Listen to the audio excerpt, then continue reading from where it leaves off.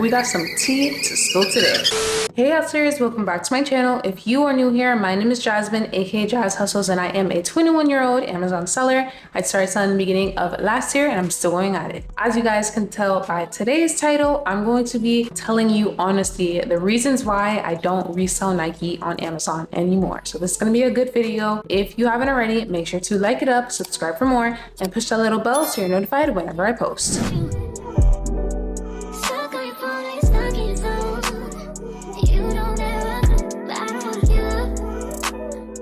So first reason is pretty obvious. The main reason why I don't resell Nike on Amazon anymore is mainly just because the return rates are really high. And I knew that going into reselling apparels like Adidas, Nike, Under Armour, I knew that going into reselling those things, but I just wanted to give it a try. I started reselling Nike in the beginning of this year and I was doing pretty great at it. I was going into Nike outlets all the time and I was doing pretty great. It sucks because when you have your seller board software, they take out like all of the numbers whenever you get a return. So let's say that you get like a return every day, which is basically what I was getting. I was getting returns every single day, maybe even 2 returns a day. And when it comes to selling Nike stuff that sells high, usually my products would sell over $50 to $100. It would look like I made like negative this much this day, negative this much this day, even though I had a good amount of sales and I was constantly selling different things. So of course the return rates are higher with sports apparel, any apparel and shoes, just because a lot of people, they know that Amazon has a great return policy for their customers. So they are going to buy from Amazon, let's say a pair of shoes, and it does not fit them. Of course, they're not going to keep it for themselves, but most likely people would return the product. When you are doing Amazon FBA, whenever you get a return, there's also a fee because Amazon has to do more work. They have to repackage the whole product, get the product sent back from the customer. I want to talk a little more about the customer scam returns as well. So a few times, if you are reselling more apparel or shoes, you're gonna come across a lot of customers who want to get the product refunded and Amazon automatically sends the money back to the customer, right? And the customer, they get a free shipping label that they can, drop off at UPS or Whole Foods or Staples or those type of stores, wherever they're partnered with Amazon, and they can literally return anything. It doesn't even have to be the actual product.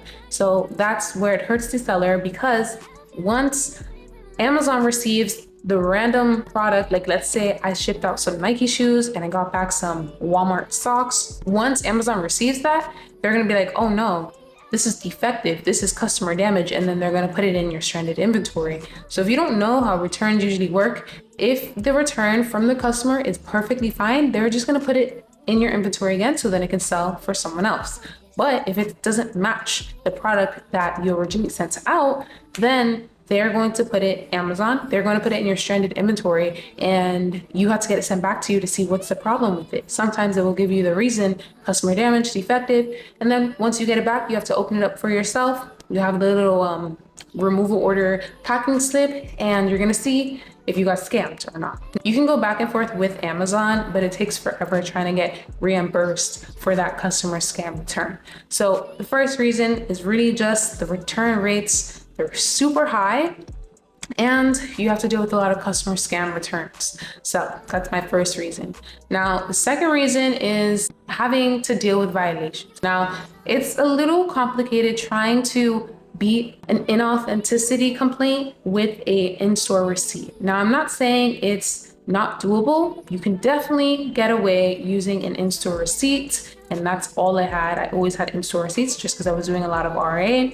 It's really complicated trying to get your money back, or let's say for instance you sent stuff to Amazon and they didn't receive certain things. It's harder to get your money back with an in-store receipt. It will work, but you just literally have to go back and forth, as well as if you received a customer complaint about the authenticity of the Nike shoes. Now sometimes customers are going to put that violation there just because if they see that it's coming in a different box, let's say those replacement boxes that most people use for their Amazon business, they may think it's counterfeit if they don't see the actual original Nike box. But I sold a lot of original Nike box ones and I still got a lot of returns, and I got a lot of, I actually got think it was like 1 or 2 violations of inauthenticity complaints from 2 different customers. And I beat them, but the last one that was taking forever to beat, I just got rid of it.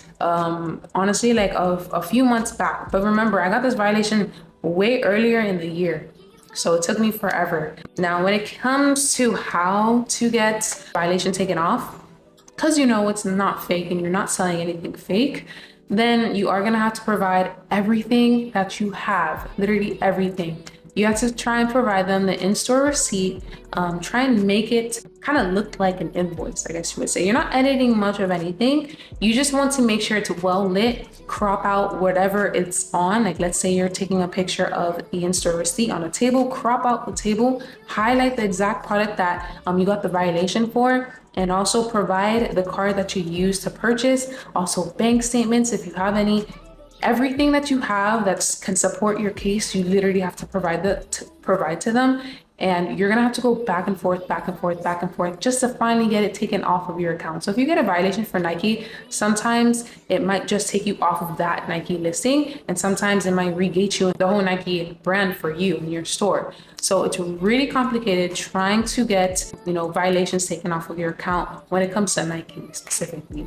Now, the last reason is supposedly Nike is coming back to sell their own products on Amazon. So I will put up the article or the screenshot somewhere on the screen. A lot of people were talking about it a few months back. I don't think it's like more of a speculation. I think it's like an actual fact that they are coming back, but we're just gonna have to see. But I feel like they're doing a lot of these things of regating sellers who already been selling Nike, as well as restricting people who are looking to sell on Amazon. Like everyone all the time. I get messages all the time of, I'm trying to resell Nike and it says restricted, I can't even sell. And I'm like, yes, because they were restricted right now. There's literally nothing you can do. If you're a beginner new seller and you try and get approval for Nike, they won't even let you open up an application. So a lot of stuff has been happening. I got regated in Nike for a little bit, and then I got ungated again. It just automatically ungated me again. So I feel like with all this weird stuff happening with Nike this year, and I don't know if you've watched my previous video on what is happening with Nike, I'm going to link right up here. But I just wanted to make this video because I'm personally going to be staying away from Nike, and I'm not saying that you guys have to stay away from Nike. I'm just basically saying my opinions on Nike. I think it's better off with my business to not do anything with Nike. There's so much different brands out there, and a lot of people these days, they find out that Nike or Adidas is restricted, or the other popular brand name products are restricted, and a lot of people end up quitting or not even putting too much into the Amazon business, which is really dumb. Because I'm gonna give you this tip, which I said in my previous video. A lot of times, us sellers that are documenting our journeys on social media, we sell a lot of random stuff on our store. Don't get discouraged when you see that you can't ungate this big popular brand name product or this big popular brand. It's really there's just so much profitable brands out there that no one really talks about because they're just so small. I can't even list a good amount of them because they're just so small. I can't even remember them on the top of my head. So there's so much profitable things out there. So if you're feeling discouraged, let's say, because I know a lot of people, they look into selling on Amazon because they specifically want to sell Nike. And then once they got their Amazon account approved and they try and get Nike, it's literally okay, now what? This is done. I'm done with the business. This isn't even worth it anymore. Yes, it's still worth it. And honestly, if you end up quitting just for that reason, then I don't know. I'm just giving you tips out here, okay?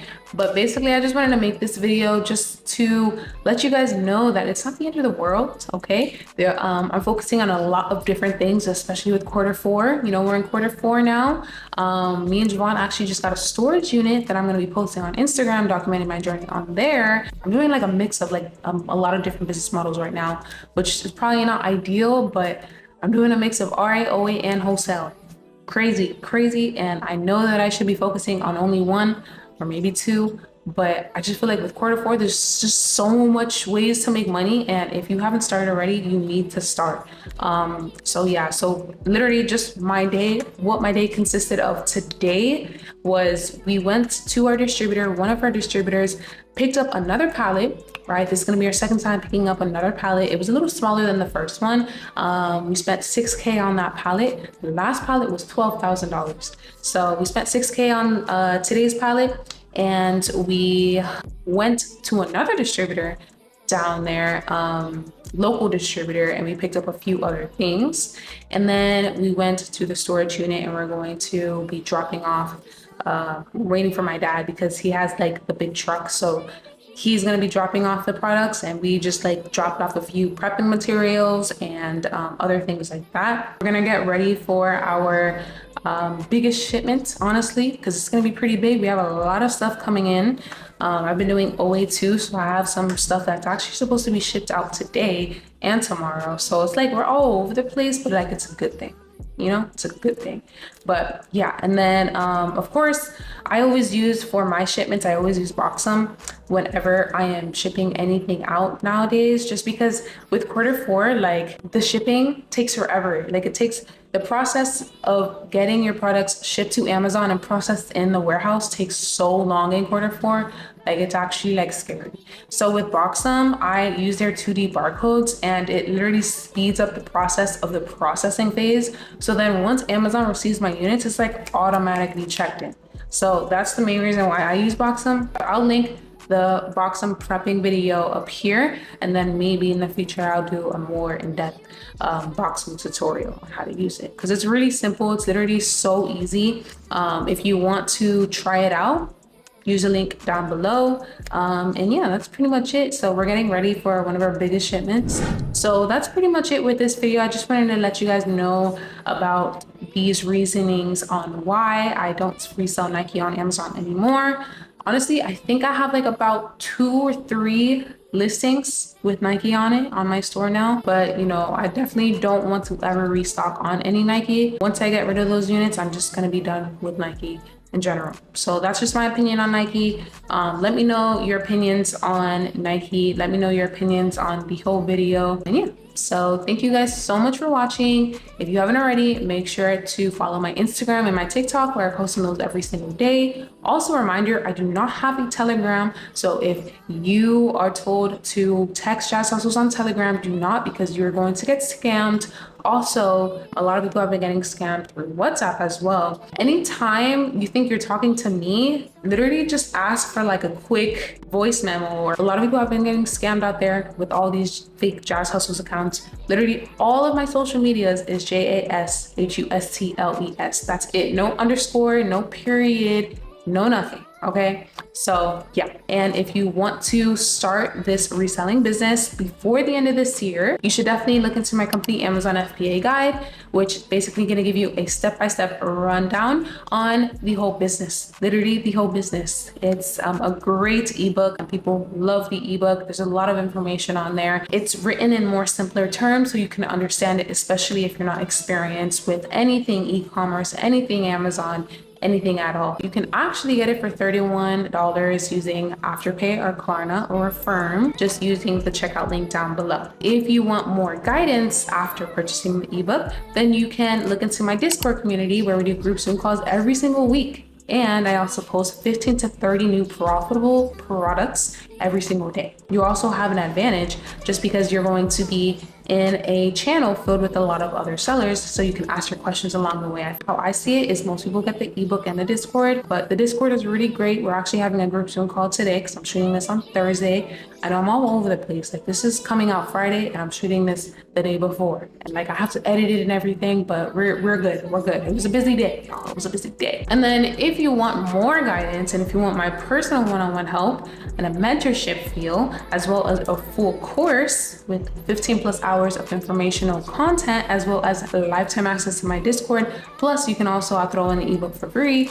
Then you can look into my Hustlers Academy mentorship program, which I'm also gonna link down below. Those are the only 3 things that I have to help you guys with your Amazon business. So if you're interested in any of that, make sure to go down into the link in the description. And that's pretty much it with this video. Thank you guys so much for watching, and I hope everyone has a great day. Peace. Baby, can you focus?